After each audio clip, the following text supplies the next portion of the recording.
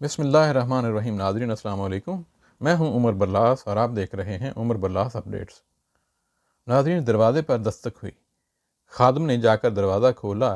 دروازے پر شہر کے حاکم کھڑے تھے۔ اس وقت آفتاب دن بھر کا سفر مکمل کر کے افق کے پار روپوش ہو چکا تھا اور رات سیاہ آنچل پھیلائے زمین پر اتر آئی تھی۔ مسجد میں نماز مغرب ادا کرنے کے بعد لوگ کچھ دیر پہلے گھروں کو واپس لوٹے تھے۔ حاکم نے صاحب خانہ سے ملنے کی خواہش ظاہر کی۔ خادم اندر چلا گیا۔ اس نے صاحب خانہ سے عرض کی، حاکم شہر تشریف لائے ہیں اور آپ سے ملنے کے خواہشمند ہیں، انہیں اندر لے آئیں۔ صاحب خانہ نے کہا۔ حاکم شہر اندر آئے اور مؤدب ہو کر بیٹھ گئے۔ صاحب خانہ نے، جو ایک پرسکون اور متین چہرے والے بزرگ تھے، نرمی سے پوچھا، کہیے کون سی ضرورت اس وقت امیر شہر کو یہاں لے آئی ہے؟ مجھے آپ سے 3 درخواستیں کرنی ہیں، حاکم شہر کہہ رہے تھے۔ ایک تو یہ کہ آپ بصرہ منتقل ہو جائیں اور وہاں مستقل قیام فرمائیں تاکہ مختلف ملکوں سے آنے والے طلبہ آپ سے استفادہ کر سکیں۔ دوسری درخواست یہ ہے کہ آپ میرے لڑکوں کو کتاب السنن کی تعلیم دیجیے، اور تیسری یہ کہ آپ میرے صاحبزادوں کو الگ سے تعلیم دیجیے، کیونکہ امراء اور سلاطین کے بچے عوام کے بچوں کے ساتھ مل کر تعلیم حاصل نہیں کر سکتے۔ حاکم شہر نے اپنی بات مکمل کی تو بزرگ گویا ہوئے، آپ کی پہلی 2 درخواستیں تو مناسب ہیں، لیکن تیسری بات مناسب نہیں ہے اور اس پر عمل نہیں ہو سکتا، کیونکہ علم کے معاملے میں عام آدمی کی اولاد اور امراء اور سلاطین کی اولاد کے درمیان کوئی فرق نہیں ہے، ان میں امتیاز نہیں برتا جا سکتا۔ حاکم شہر نے یہ واضح اور 2 ٹوک جواب سنا تو خاموشی سے واپس چلے گئے۔ بہت جلد بزرگ بصرہ منتقل ہو گئے، جہاں دور دور سے آنے والے طلبہ آپ سے فیض یاب ہونے لگے۔ آپ کے شاگردوں میں حاکم شہر کے صاحبزادے بھی شامل تھے۔ ان کے لیے الگ سے کوئی اہتمام نہیں کیا گیا تھا، وہ عام لوگوں کے بچوں کے ساتھ درس میں شریک ہوتے تھے۔ یہ بزرگ تھے جلیل القدر محدث اور بلند پایہ فقیہ حضرت امام ابو داؤد رحمۃ اللہ علیہ، جنہوں نے شہر بغداد کے حاکم ابو احمد موفق کی یہ خواہش پوری کرنے سے انکار فرما دیا تھا کہ وہ ان کے صاحبزادوں کو خاص طور پر الگ تعلیم دینے کا اہتمام فرمائیں۔ امام ابو داؤد کی تالیف کردہ احادیث نبوی کی کتاب سنن ابی داؤد، حدیث کی 6 مستند کتابوں صحیح بخاری، صحیح مسلم، سنن ابی داؤد، سنن نسائی، جامع ترمذی اور سنن ابن ماجہ میں شمار ہوتی ہیں۔ اس کتاب کی تدوین امام ابو داؤد کا بڑا علمی اور تحقیقی کارنامہ ہے اور امت مسلمہ پر عظیم احسان ہے۔ آپ کا نام سلیمان بن اشعث ہے، لیکن آپ اپنی کنیت ابو داؤد سے زیادہ مشہور ہیں۔ آپ قبیلہ از سے تعلق رکھتے تھے۔ 202 ہجری یعنی 817 عیسوی میں سجستان میں پیدا ہوئے۔ سجستان دراصل خراسان کے علاقے سیستان کا عربی تلفظ ہے۔ بعض مورخین نے سجستان یا سجستانہ کو بصرہ کا ایک نواحی گاؤں قرار دیا ہے، لیکن بیشتر مورخین کا اتفاق اس پر ہے کہ امام ابو داؤد بصرہ میں جا کر آباد ضرور ہو گئے تھے، لیکن بصرہ کے قریبی گاؤں سجستان میں آپ کی پیدائش نہیں ہوئی، بلکہ آپ کی جائے پیدائش وہ سجستان ہے جو سندھ اور ہرات کے درمیان کندہار کے قریب واقع ہے۔ سجستان سے نسبت رکھنے کی وجہ سے آپ کے نام کے ساتھ سجستانی یا سجزی بھی لگا دیا جاتا ہے۔ ابتدائی تعلیم حاصل کرنے کے بعد امام ابو داؤد کی توجہ علم حدیث پر مرکوز ہو گئی۔ اس زمانے میں احادیث نبوی کی سماعت اور روایت پر خصوصی توجہ دی جا رہی تھی، تاکہ حضرت رسول اقدس صلی اللہ علیہ وسلم کے تمام ارشادات گرامی کو مکمل صحت کے ساتھ محفوظ کیا جا سکے۔ زندگی کے ہر گوشے کے بارے میں سرور دو عالم صلی اللہ علیہ وسلم کی ہدایات مرتب شکل میں لوگوں تک پہنچ سکیں اور ان ہدایات میں کسی قسم کی آمیزش نہ ہونے پائے۔ امام ابو داؤد نے احادیث نبوی کے حصول کے لیے دور دور تک سفر فرمائے۔ آپ کو جہاں کہیں مشاہ حدیث کے بارے میں علم ہوتا، آپ تکالیف جھیل کر اس مقام پر پہنچتے اور ان مشائخ سے احادیث کی سماعت کرتے۔ اس زمانے میں ذرائع آمدرس محدود تھے اور سفر کرنا بے حد دشوار تھا، لیکن امام صاحب نے بصرہ، بغداد، حجاز، مصر، شام، جزیرہ، نیشاپور، مرو، اصفہان اور بہت سے دیگر علاقوں تک سفر کیے۔ امام ابو داؤد نے علم حدیث میں کمال حاصل کرنے کے لیے جتنی محنت فرمائی، اس کا اندازہ اس بات سے لگایا جا سکتا ہے کہ آپ کے اساتذہ کرام کی تعداد 300 کے قریب ہے۔ ان اساتذہ کرام میں حضرت امام احمد بن حنبل، اسحاق بن راہویہ اور ابو ثور جیسے بلند مرتبت فقہا، اور حضرت ابو بکر بن ابی شیبہ رحمۃ اللہ علیہ، ہشام بن عبد المالک طیالسی، یحییٰ بن معین اور عثمان بن ابی شیبہ جیسے جید محدثین شامل ہیں۔ آپ کے دیگر محترم اساتذہ میں حیوہ بن شریح، خلف بن ہشام بغدادی، سلیمان بن عبد الرحمن دمشقی، عبداللہ بن رجاح بصری، ربیع بن نافع حلبی، قتیبہ بن سعید اور بہت سے جید فقہائے کرام اور نامور محدثین و علماء کرام شامل ہیں۔ امام ابو داؤد کے شاگردوں میں بھی بڑے بڑے محدثین اور علماء کرام شامل ہیں۔ صحیح ستہ یعنی حدیث کی 6 مستند ترین کتب کے 2 مؤلفین امام ترمذی رحمۃ اللہ علیہ اور امام نسائی رحمۃ اللہ علیہ نے بھی آپ سے فیض حاصل کیا ہے۔ امام ابو داؤد کے شاگردوں میں آپ کے صاحبزادے ابو بکر بن ابی داؤد بھی شامل ہیں۔ سنن روایات کرنے والے شاگردوں میں ابو عمر احمد بن علی بن حسن بصری، ابو علی محمد بن احمد بن عمر لولوی، ابو سعید احمد وغیرہ۔ دیگر کتب روایات کرنے والوں میں ابو عبداللہ محمد بن احمد، ابو بکر احمد بن سلیمان، اسماعیل بن محمد صفار شامل ہیں۔ آپ کے شاگردوں میں 4 زیادہ مشہور اور ممتاز ہیں۔ ایک تو خود آپ کے صاحبزادے حضرت ابو بکر رحمۃ اللہ علیہ ہیں، دیگر 3 کلامزہ یہ ہیں: ابو علی لولوی رحمۃ اللہ علیہ، ابن داسہ رحمۃ اللہ علیہ اور ابن العرابی رحمۃ اللہ علیہ۔ امام ابو داؤد کو اللہ تعالیٰ نے بہت ہی اچھے حافظے، ذہانت، معاملہ فہمی، باریک بین نظر اور بے پناہ صلاحیتوں سے نوازا تھا۔ ان کو صحیح، قوی، ضعیف، مشہور، منکر، حسن، موضوع، ہر طرح کی روایات کو پرکھنے میں کمال حاصل تھا۔ آپ جس دور میں علمی اور تحقیقی کام فرما رہے تھے، اس دور میں احادیث نبوی کی لاکھوں روایات کی چھان بین کا کام جاری تھا۔ یہ کام آسان نہ تھا۔ ہر راوی کی نہ صرف بیان کردہ روایات کی مکمل تحقیق کی جاتی تھی، بلکہ راوی کی سیرت و کردار، اس کے ذرائع آمدنی اور مصروفیات وغیرہ کے بارے میں بھی پوری طرح اطمینان کرنے کے بعد روایت کو درست مانا جاتا تھا۔ امام ابو داؤد نے یہ کٹھن کام نہایت عرق ریزی اور جاں فشانی سے انجام دیا۔ امام ابو داؤد کی قدر و منزلت اور آپ کی مثالی صلاحیتوں کا دیگر بڑے محدثین بھی اعتراف کرتے ہیں۔ حضرت احمد بن محمد بن یاسین ہروی کے مطابق امام ابو داؤد ان محدثین میں سے ہیں جو حدیث نبوی کے علم کے حافظ اور حدیث نبوی کے شاہ سواروں میں شامل ہیں۔ حضرت ابراہیم حربی فرماتے ہیں کہ حضرت ابو داؤد کو احادیث پر اسی طرح دسترس حاصل ہو گئی تھی جس طرح حضرت داؤد علیہ السلام کو لوہے پر دسترس حاصل تھی۔ امام ابو داؤد کی شہرت گو کے محدث ہونے کی وجہ سے ہے، لیکن آپ فقہ اور اجتہاد میں کامل مہارت رکھتے تھے۔ بعض علماء کرام کے مطابق صحیح ستہ کے مؤلفین میں اجتہاد اور فقہ کے لحاظ سے امام بخاری کے بعد امام ابو داؤد کا درجہ سب سے بلند ہے۔ فقہ سے امام ابو داؤد کی دلچسپی اس قدر زیادہ تھی کہ آپ نے احادیث نبوی کا جو مجموعہ مرتب فرمایا، اس میں صرف احکام سے متعلق احادیث درج فرمائیں۔ امام ابو داؤد نہایت جلیل القدر محدث، عالم، فقیہ، مفسر اور متعدد علوم کے ماہر ہونے کے ساتھ ساتھ بے حد متقی، پرہیزگار اور عبادت گزار تھے۔ آپ بہت سادہ مزاج تھے، شریعت کے احکام اور سنت نبوی کی سختی سے پابندی فرماتے تھے اور خلاف شریعت کام کرتے ہوئے دیکھ کر کسی کو بڑی تکلیف محسوس کرتے تھے۔ امام ابو داؤد کے مزاج کی سادگی اور تقوی کا اندازہ اس بات سے لگایا جا سکتا ہے کہ آپ کے کرتے کی ایک آستین تنگ تھی اور ایک کشادہ تھی۔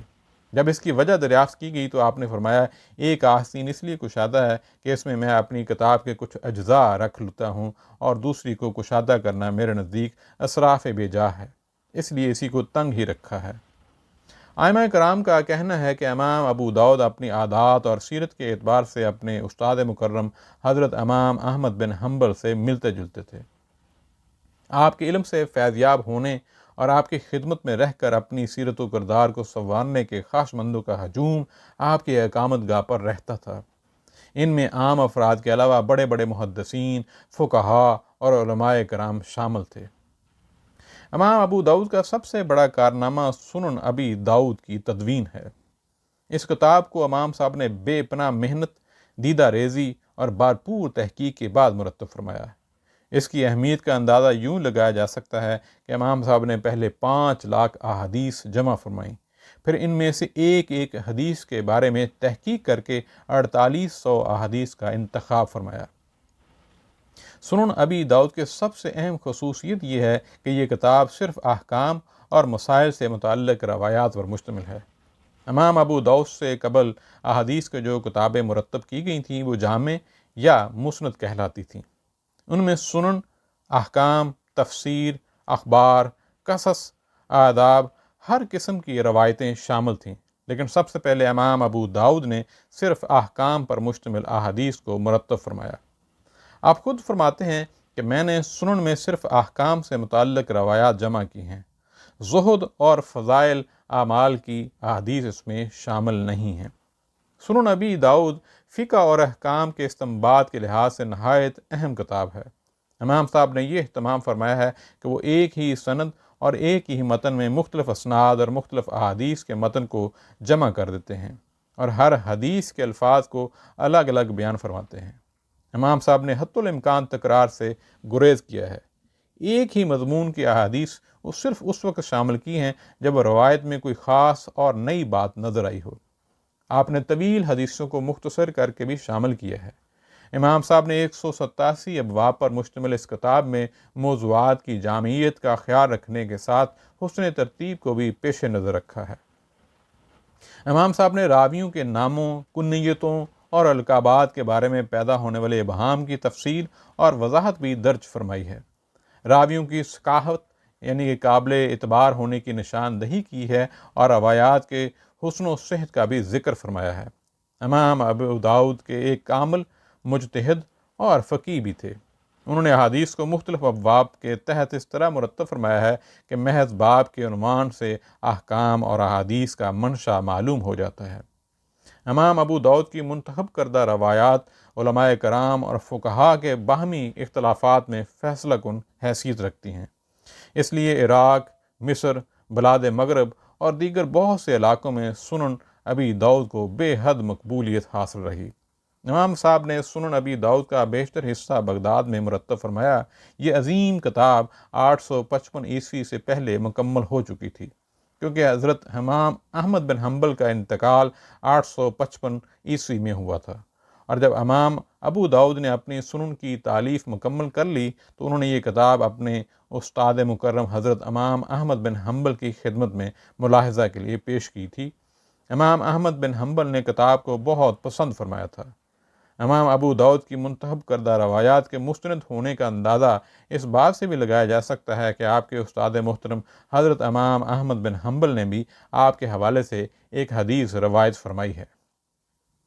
امام ابو داؤد نے سنن ابی داؤد کو مرتب کرتے ہوئے جس غیر معمولی احتیاط سے کام لیا، اس کی تفصیل امام صاحب کے اس رسالے میں ملتی ہے جو آپ نے سنن کے متعلق اہل مکہ کے دریافت کرنے پر تحریر فرمایا تھا۔ رسالہ مکیہ کے نام سے مشہور اس رسالے میں آپ فرماتے ہیں، آپ لوگوں نے مجھ سے کتاب السنن کی احادیث کے متعلق پوچھا کہ آیا یہ میرے علم کے مطابق صحیح ترین حدیثیں ہیں؟ سو یہ تمام ایسی ہیں، البتہ وہ حدیث جو دو صحیح طریقوں سے روایت کی گئی ہو اور ان میں سے ایک کا راوی اسناد میں مقدم ہو، یعنی اس کی سند بہتر ہو اور واسطے کم ہوں، اور دوسری کا راوی حفظ میں بڑا ہوا ہو، تو ایسی صورت میں کبھی پہلے طریقے کو لکھ دیتا ہوں، حالانکہ میرے خیال میں مجھے ایسی 10 احادیث بھی اپنی کتاب میں معلوم نہیں ہوتی۔ میں نے جب کسی باب میں کسی حدیث کو 2 یا 3 طریقوں سے دہرایا ہے تو اس وجہ سے کہ اس میں کوئی بات زائد تھی۔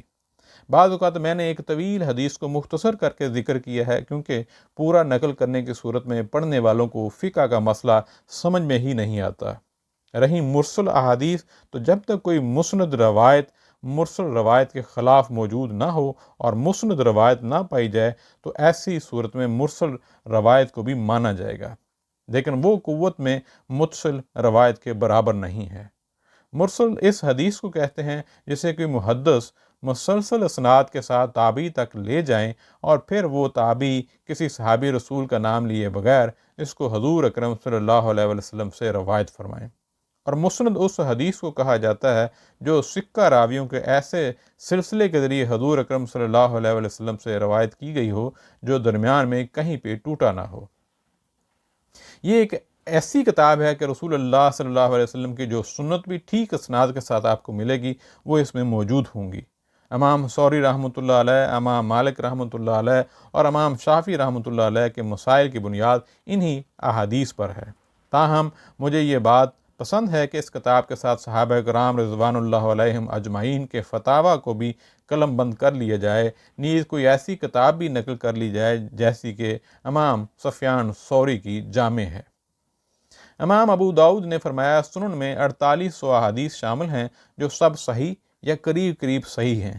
میں نے اپنے علم اور یقین کے مطابق صحیح روایات نقل کرنے کی کوشش کی ہے اور ہمیشہ ان حدیثوں کو ترجیح دی ہے جو سند کے اعتبار سے بلند اور اعلیٰ درجے کی ہیں۔ امام ابو داؤد پہلے ایسے محدث ہیں جنہوں نے اپنی احادیث کے ساتھ مفصل حواشی تحریر فرمائے ہیں۔ آپ فرماتے ہیں میں نے اپنی کتاب میں ان احادیث کی وضاحت کر دی ہے جو ضعیف ہیں اور جن کے بارے میں کچھ نہیں لکھا وہ صالح ہیں۔ امام ابو داؤد کے مفصل حواشی کے باعث آپ کے شاگرد امام ترمذی کے لیے ان احادیث پر فردن فردن زیادہ منظم طریقے سے جائزے اور تبصرے کا راستہ کھل گیا۔ امام ابو داؤد کے سنن ابی داؤد اس لحاظ سے بے حد اہم ہے کہ فقہی احادیث کا جتنا بڑا ذخیرہ اس کتاب میں ہے وہ صحیح ستہ کی کسی کتاب میں نہیں۔ سنن ابی داؤد کے بارے میں نامور محدثین اور مورخین نے تحسین آمیز کلمات ادا کیے ہیں۔ مشہور عالم اور فلسفی حضرت امام غزالی فرماتے ہیں علم حدیث میں صرف یہی ایک کتاب مجتہد کے لیے کافی ہے۔ علامہ احمد بن محمد الخطابی نے اپنی مشہور کتاب شرح سنن ابی داؤد میں لکھا ہے سنن ابی داؤد ایک عمدہ کتاب ہے، علوم دینیہ میں ایسی بے نظیر کتاب نہیں لکھی گئی۔ حافظ ابن جوزی رحمۃ اللہ علیہ جیسے محتاط اور سخت تنقید کرنے والے فقیہ تک نے لکھا ہے کہ وہ کبار محدثین اور علماء میں شمار کیے جاتے تھے۔ ان جیسی کتاب السنن کسی اور نے پہلے نہیں لکھی ہے۔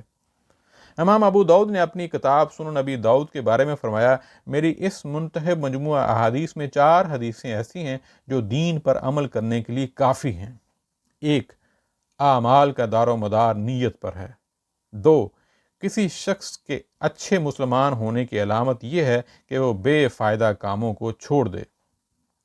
3، کوئی شخص اس وقت تک مکمل طور پر مسلمان نہیں ہو سکتا جب تک وہ اپنے بھائی کے لیے بھی وہی پسند نہ کرے جو وہ اپنے لیے پسند کرتا ہے۔ 4، حلال اور حرام دونوں ظاہر ہیں اور ان کے درمیان کچھ مشتبہ چیزیں ہیں، بس جو فرد ان مشتبہ چیزوں سے بچتا رہے اس نے اپنے دین کو محفوظ کر لیا۔ علامہ شاہ عبدالعزیز صاحب امام ابو داؤد کے قول کی تشریح کرتے ہوئے فرماتے ہیں مرد عاقل کے لیے 4 احادیث استاد کا درجہ رکھتی ہیں۔ عبادات کی درستگی کے لیے پہلی حدیث، عمر عزیز کے اوقات کی حفاظت کے لیے دوسری حدیث، ہمسایوں عزیز و اقارب اور دیگر افراد سے معاملات اچھے رکھنے کے لیے تیسری حدیث اور شکوک و شبہات کے ازالے کے لیے چوتھی حدیث۔ امام صاحب سے سنن ابی داؤد کو روایت کرنے والے تلامذہ کی تعداد 7 ہے، لیکن آپ کے 4 شاگردوں کے روایت کردہ نسخے زیادہ معتبر سمجھے جاتے ہیں۔ یہ شاگرد مشہور حفاظ حدیث میں شمار ہوتے ہیں۔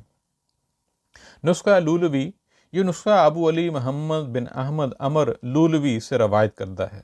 انہوں نے امام ابو داؤد سے یہ نسخہ 888 عیسوی میں سماعت کیا تھا۔ امام صاحب نے آخری بار اپنی کتاب کا املاء اسی سال کروایا تھا۔ اسی برس امام صاحب رحلت فرما گئے۔ اس لحاظ سے یہ نسخہ آخری اور سب سے معتبر اور مستند سمجھا جاتا ہے۔ بر صغیر اور بلاد مشرق میں یہی نسخہ رائج ہے۔ نسخہ ابن داسہ امام حافظ ابو بکر محمد بن بکر بن محمد بن عبد الرزاق بن داسہ رحمۃ اللہ علیہ سے روایت کردہ ہے۔ نسخہ لولوی اور اس نسخے میں چند احادیث کی تقدیم و تاخیر کے سوا کوئی فرق نہیں ہے۔ یہ نسخہ بلاد مغرب میں مشہور ہے۔ نسخہ رملی امام حافظ ابو عیسیٰ اسحاق بن موسیٰ بن سعید الرملی نے روایت کیا ہے۔ یہ نسخہ ابن داسہ سے ملتا جلتا ہے۔ نسخہ ابن العرابی حافظ ابو سعید احمد بن محمد بن زیادم نے روایت کیا ہے۔ یہ نسخہ دیگر نسخوں سے خاصا مختلف ہے۔ امام ابو داؤد کی اولاد کے بارے میں مورخین نے تفصیل نہیں دی ہے۔ کتب میں آپ کے صرف ایک صاحبزادے ابو بکر عبداللہ کا تذکرہ ملتا ہے، جو آپ کے شاگردوں میں شامل ہے اور خود بھی نامور محدث تھے۔ امام ابو داؤد نے نصف صدی سے زیادہ عرصے تک علمی اور تحقیقی خدمات انجام دیں۔ 16 شوال 275 ہجری یعنی 21 فروری 889 کو جمعہ کے دن آپ سفر آخرت پر روانہ ہو گئے۔ آپ نے 73 برس کی عمر پائی۔ آپ کی نماز جنازہ عباس بن عبد الواحد الہاشمی نے پڑھائی اور آپ کو بصرہ میں حضرت امام سفیان ثوری کے پہلو میں سپرد خاک کر دیا گیا۔ ناظرین، آج اتنا ہی۔ انشاءاللہ پھر کسی اور دن کسی اور موضوع کے ساتھ حاضر ہوں گے۔ اپنا خیال رکھیے گا۔ السلام علیکم۔